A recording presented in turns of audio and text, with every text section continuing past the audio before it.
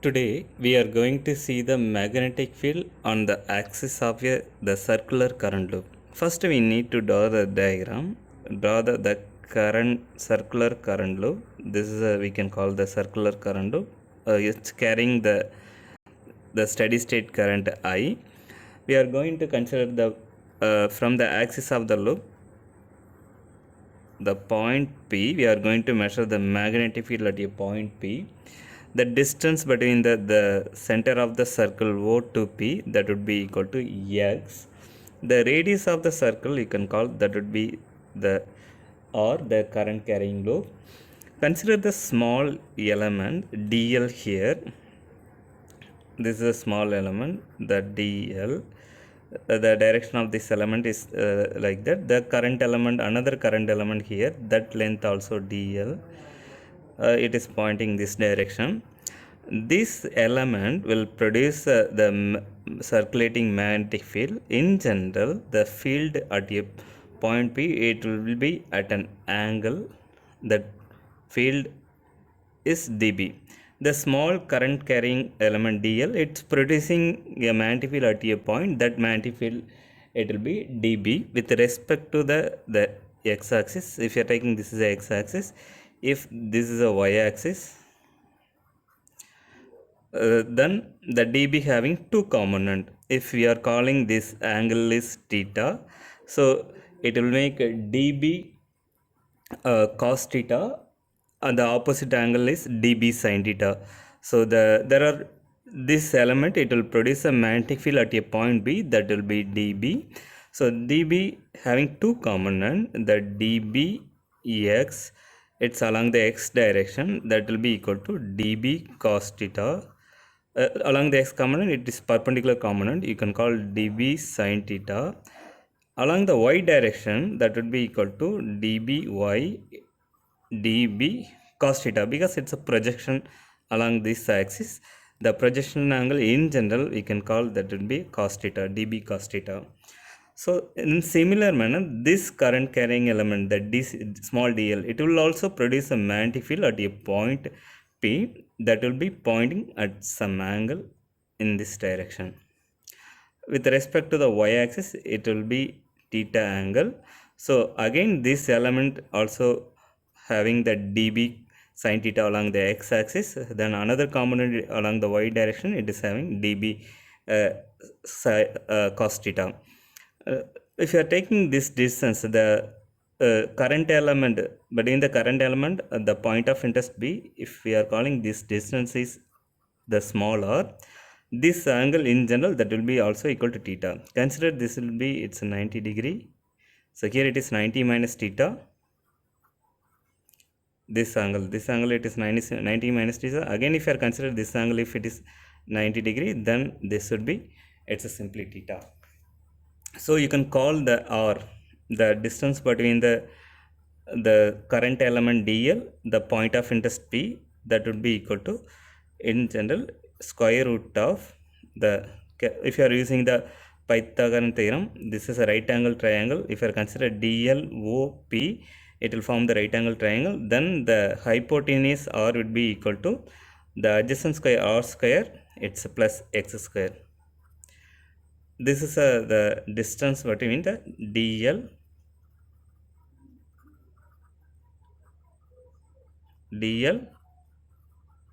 and the point P. Now we are going to use again the same law, the Biot-Savart law, to measure the magnetic field at any point. Here the Biot-Savart law will tells us the magnetic field dB due to the current element dl, that will be equal to mu naught by 4 pi the steady current I times the dl vector cross r vector divided by the r cube. This is the Biot-Savart law. Already we know the law. The current element dl making the small field dB vector. Now if you want the magnitude, what you will do, just we are doing the magnitude dB equal to, it will be mu naught pi 4 pi I times dl or sine theta, because this cross product, it is magnitude would be equal to dl or sine theta divided by r cube. Here theta represent the angle between the r and dl. Suppose if the point is at infinity distance, the angle would be it will be the dl as well as the or the radius vector r, that would be approximately, it's actually in general 90 degree, because the dl direction, the length, current element direction along the circumference of the circle, that will be tangent to the circle. So this is perpendicular to the circumference of the circle, the radial vector. So you can call in general the theta equal to 90 degree. Hence the dB is equal to mu naught I by 4 pi. If theta is 90 degrees, sin 90 is equal to 1. You can cancel 1 or dl by r square. This is the small magnetic field at a point P due to the current element dl. Hence the dB equal to, we know r equal to r square plus x square square root. If this is r square, then the magnetic field, the dB would be equal to mu naught 4 pi I times dl divided by the r square. In general, you can represent r square plus x square. Whereas r square, if you're taking r square, it will give r square plus x square, the square root will get cancelled. So this is the magnetic field at a point P. It's a pointing in the arbitrary direction. Now we are going to make the two components. Here if you see this one, this dB, this dl is producing this dB magnetic field at a point P. It is making the y-axis dB cos theta. Here it's a dB sin theta. This dl is producing the magnetic field at a point B along this direction. This is common. This is making along the y direction, it is minus dB cos theta, because it's pointing the negative y direction, dB sin theta. So this y component exactly diametrically opposite to each other. So the net field along the y direction will be equal and opposite. If you are summing over these two field, it goes to 0 along the y direction. Only the dB sin theta, it will be the resultant field at a point P. Due to this element also, it is pointing dB sin theta along x direction. Due to this element also, it is pointing along the x direction. So the field, the net field at a point P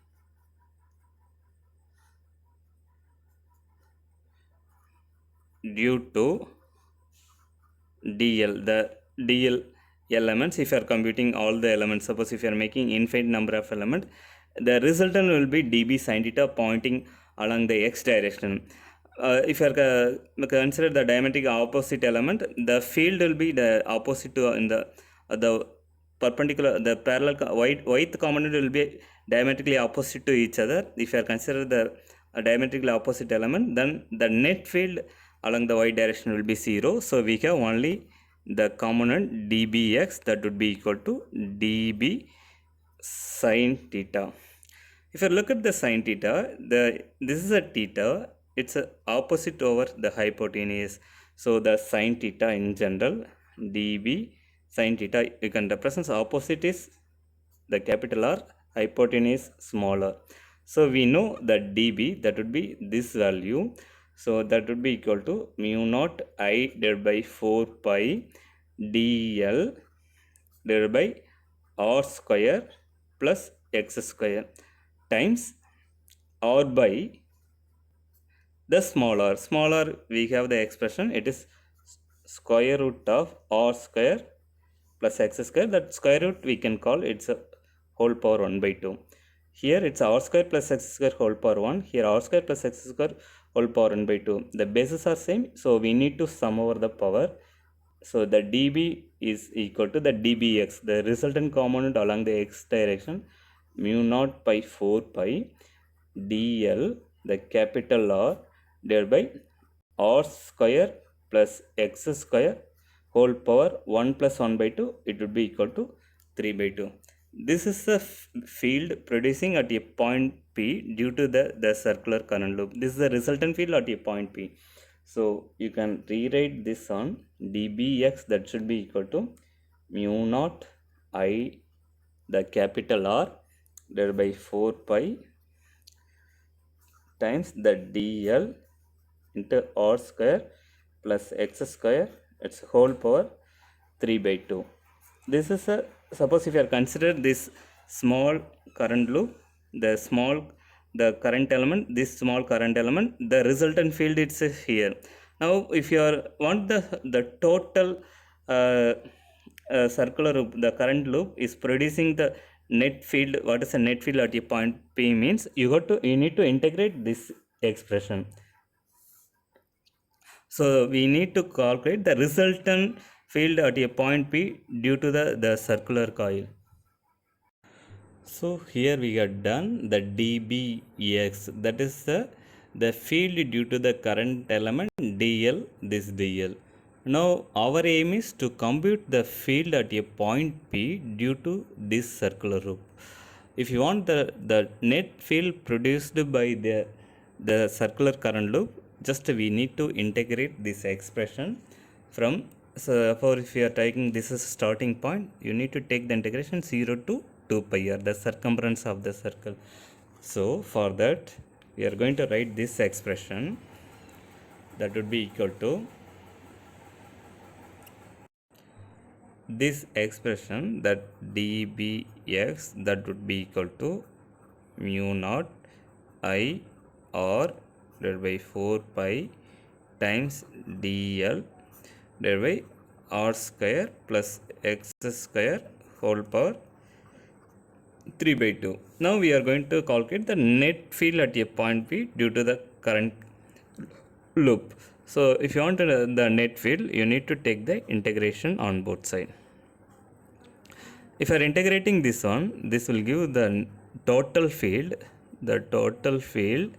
due to the current loop, that would be B. Integral D cancel, the B will be the net field. Mu naught I r power 5, it is constant, you can take it out, I r divided by 4 pi. These quantities are also constant, it is independent of the integration factor dl. So you can take it out, the r square plus x square whole power 3 by 2 integral of dl. But this dl integral, it will go over from 0 to 2 pi r, the circumference of the circle. It's a line integral, so you can call it 0 to 2 pi r. So the net field, it will be equal to mu naught I, the capital R, divided by 4 pi, this is a capital R, into r square plus x square. If you are integrating this one, integral d will get cancelled, L. If you are substituting the upper limit, it will give 2 pi r. The lower limit anyway it will be 0, so no need of substituting this one. So if this is this net field, it will be equal to mu naught I r into r square. You can cancel 2 1 pi here, pi 1 2s are 2, 2 2s are 4, so divided by 2 times r square plus x square whole power, it is 3 by 2. So this is a net field, this is a total field at a point P due to the circular current loop. This circular current loop will produce at a point P this much amount of the field. Once we know the current, the steady current passing through the circular loop, if the radius of the circle is measurable, mu naught is constant, r is constant. Once if you know the point of interest where we want to measure the field due to this current loop, then the distance also we know from the center of the circular loop. So once if all the quantities are known, then we can measure the at a point P how much amount of the magnetic will be there. So it's depend on the current, the steady state current and other factors.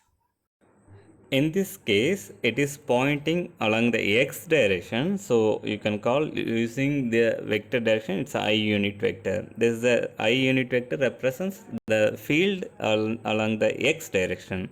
Now in the special case, what we are going to do, the special case, it is represents x goes to 0. That means we are going to measure the field at the center of the circle. That means this is a x, the distance between the center of the circle to the point where we are going to measure the magnetic field, this distance OP is x. Now if you are moving that point towards the center, then x goes to 0. That is a special case. So when x goes to 0, the magnetic field B, that would be equal to mu naught I r square divided by 2. Here r square plus x square is 0 whole power 3 by 2, the I vector. So the B would be equal to mu naught I r square divided by 2 times r square whole power 3 by 2. You can cancel this 2 because the power of power you need to multiply this one. Here square, it is 3 by 2. 2 times 3 by 2, you can cancel this 2. So r cube you will get. You can cancel 1 r square here, 1 r square. Then the resultant field, it will be equal to mu naught I divided by the 2 r. This is the field at the center of the current circular current loop. This is a special case, we can see